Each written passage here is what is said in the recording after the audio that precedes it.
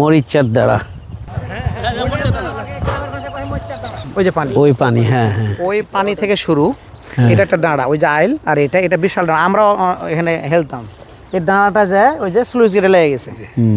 আচ্ছা, তো এই ডাঁড়া দিয়ে ওই পানিটা প্রবাহিত হয়ে স্লুইস গেট নদীতে চলে যেত, যার কারণে শিখবন থেকে শুরু করে ওই জমিগুলা আবাদযোগ্য হতো জায়গায়। এখন ওনাদের দাবিটা হচ্ছে যে ডাঁড়াটা ঝালাই করা, মানে পুকুর ঝালাই করার মতো নাকি। তার মানে খাল খনন করতে হবে। খাল খনন। আচ্ছা, এই ফোন দেখি।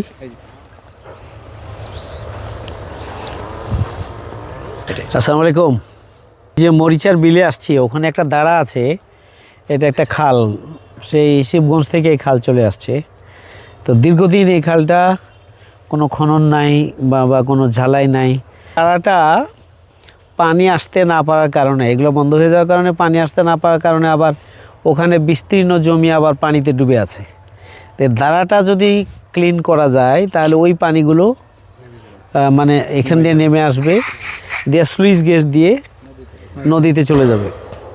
তাহলে এখানকার পানিও পরিষ্কার থাকবে। তারপর চাষাবাদের দুই দিকের মানুষ, চাষিরা উপকৃত হবে। আবার যে বিস্তীর্ণ এলাকাটা পানিতে ডুবে আছে এখন, সেইটাও পানিতে নেমে যাবে। আর খালের দুই ধার দিয়ে কিছু মাটি হয়তো উঠিয়ে দিতে হবে, এই ভিতরের মাটিগুলো উঠিয়ে দুই ধারে দিলেই হয়ে যাবে।